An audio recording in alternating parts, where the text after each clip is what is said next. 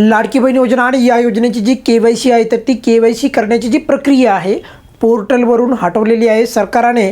31 डिसेंबरपर्यंत आपल्याला शेवटची तारीख होती 31 डिसेंबर, पण मात्र 1 जानेवारीपासून आपण पाहिलं आहे तर आपल्या या वेबसाईटवर लाडकी बहीण योजनेच्या ऑफिशियल वेबसाईटवर आता KYC करण्याचा ऑप्शन नाही।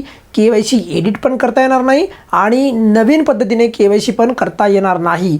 आता तुम्ही म्हणाल सर हे कितपत योग्य आहे, तर ते अजिबात योग्य नाही, कारण की लाखो लाडक्या बहिणींची KYC राहिलेली आहे। आता KYC बघा प्रत्येक वर्षी करावं लागणार आहे जून महिन्यामध्ये। मग असं जर का लाखोच्या संख्येत जर का लाडक्या बहिणींची KYC न करताच जर का KYC प्रक्रिया बंद केली जात असेल, आता अर्धी संख्या अशीच गहाळ होईल। तर त्यामुळे राज्य सरकारला पण विनंती आहे की लाडक्या बहिणींची ज्या लाडक्या बहिणींची KYC राहिलेली आहे तर अशा लाडक्या बहिणींना परत KYC करण्यासाठी पोर्टलवर परत एकदा मुदत द्या। एकदा मुदत दिली तर काय त्या लाडक्या बहिणींना खूपच काही मदत केली अशातला काही भाग नाही। सर्वात महत्त्वाची गोष्ट म्हणजे बघा, जे पोर्टल आणलं होतं लाडकी बहीण योजनेचं ते पोर्टल पहिले महिन्यातच चालतच नसायचं। प्रचंड लाडक्या बहिणींनी प्रयत्न केला, त्यांना ते पोर्टल चाललेलं नाही आणि मग नंतर ते चालू झालं। काही लाडक्या बहिणींनी जे आहे रात्री KYC केल्या, OTP पण यायचे नाही आणि एवढं असून पण ते 18 म्हणजे सप्टेंबर महिन्यामध्ये चालू झाली KYC आणि त्यानंतर मग आपण पाहिलं आहे की फायनली जे आहे KYC 1-2 महिन्यामध्ये गुंडाळून टाकली। आता 2.5 करोड लाभार्थी, त्यापेक्षा पण अधिक एवढ्या लाभार्थ्यांना जर KYC करायची असेल, त्याच्यामध्ये पण सर्व्हर 1 महिना जर बंद पडत असेल तर ही KYC आणखी वाढून देणं अपेक्षित होतं आणि ती वाढून द्यायला पाहिजे। यानंतर पण विचार करायला पाहिजे सरकारने, कारण लाखो लाडक्या बहिणी जर का प्रत्येक वेळेस जर का बाहेर पडत असतील तर मग तर चांगली आयडिया आहे। मग असंच करून जे लाडक्या बहिणींची संख्या कमी करायची आहे का सरकारला नसेल करायची, तर KYC संदर्भात अजून पण KYCची मुदत वाढून द्या। त्या लाडक्या बहिणींना ज्या लाडक्या बहिणीची अजून KYC करण्याची प्रक्रिया बाकी आहे तर त्या लाडक्या बहिणीला एकदा संधी द्या, जेणेकरून त्या लाडक्या बहिणीला पण योग्य न्याय मिळेल। एवढीच सरकारला नम्र विनंती आहे।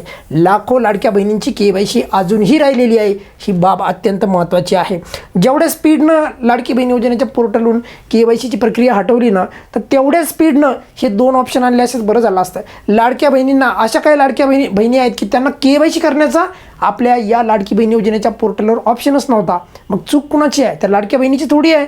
जर त्या लाडक्या बहिणीला ऑप्शन जर असला असता तर केली असती। आता तुम्ही म्हणाल सर असं पण झालं का? हो बघा, की जर एखादी लाडकी बहीण परित्यक्त असेल किंवा एकल महिला असेल तर त्या लाडक्या बहिणीला KYC करण्याचा ऑप्शनच नव्हता पोर्टलवर। KYC करण्याचा ऑप्शन पोर्टलवर नव्हताच, मग त्या लाडक्या बहिणीला KYC कशी करता येणार? यावर सरकारचं काय मत आहे? त्यामुळे एकदा त्याच मिळून मी सांगतोय की यांना एक आणखी उपाययोजना म्हणून किंवा आणखी एक संधी म्हणून एकदा परत KYC सुरुवात करा आणि बाकी लाडक्या बहिणींना पण KYC करण्याचं जे आहे एकदा त्यांना जे आहे तेवढी संधी द्या। एवढीच या व्हिडिओच्या माध्यमातून विनंती आहे सरकारला। ज्या लाडक्या बहिणीचे पती किंवा वडील बेपत्ता आहेत अशा लाडक्या बहिणींना KYC करण्याचा ऑप्शनच उपलब्ध नव्हता। शेवटपर्यंत आता पोर्टल बंद झालं 31 तारखेला म्हणजे KYC करण्याचं, तरी देखील ह्या 2 प्रकारच्या लाडक्या बहिणींना ऑप्शन शेवटच्या 31 डिसेंबरपर्यंत पण उपलब्ध करून देण्यात आलेला नव्हता। त्यामुळे मग ही चूक कुणाची? तर त्यामुळे कदाचित सरकारच्या ते लक्षात आलं नसावं असं आपण आता सध्या समजून जाऊयात। परंतु मग यामध्ये सुधारणा करण्यासाठी एकदा संधी द्या, एवढी सरकारला विनंती आहे। आणि त्यानंतर पण बघा, खूप महत्त्वाची गोष्ट म्हणजे की असं म्हटलं चाललंय सध्या की अंदाजे 60 लाख लाभार्थ्यांची अजूनही KYC अद्याप करणे बाकी आहे। पण आता तुम्ही म्हणाल हा ऑफिशियल आकडा आला आहे का सर? तर ऑफिशियल नाही, सध्या जो काही आकडा येत आहे पुढे तर तो 60 लाख आहे।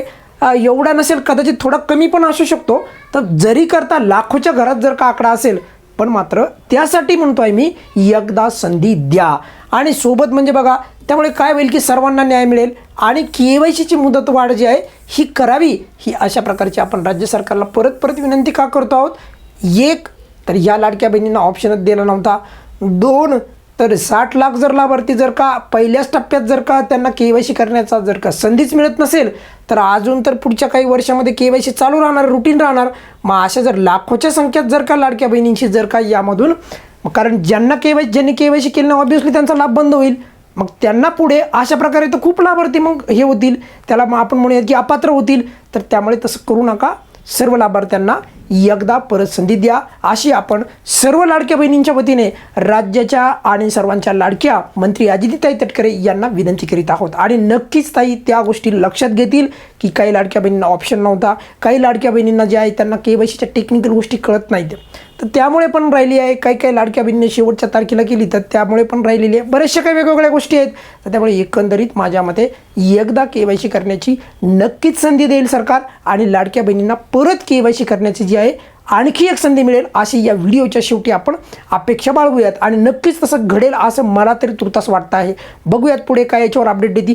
पण मात्र ह्या लाडक्या बहिणीनंतर मात्र जे आहे बघा, ज्या लाडक्या बहिणींचे पती किंवा वडील बेपत्ता आहेत किंवा परित्यक्त महिला आहेत, तर या लाडक्या बहिणींना तर मात्र सरकारला KYC करण्याचा ऑप्शन देणंच लागणार आहे. कारण त्या पात्र असताना अपात्र करू शकत नाही. कारण ऑप्शन उपलब्ध करून देणं ही सरकारची जबाबदारी आहे. बघूयात त्यांच्यावर पण अपडेट येईलच, पण हा मुद्दा आपण नक्कीच लावून धरणार. कारण की एखादी लाभार्थी पात्र असताना त्या लाभार्थीला KYC करण्याचा ऑप्शन या वेबसाईटमध्ये किंवा योजनेच्या एकंदरीत प्रक्रियेमध्ये उपलब्ध व्हावा, एवढीच या व्हिडिओच्या माध्यमातून विनंती आहे. या व्हिडिओमध्ये आपण इथे थांबूयात. काही अडचण असेल तर व्हिडिओच्या खाली कमेंट्समध्ये विचारू शकता. धन्यवाद.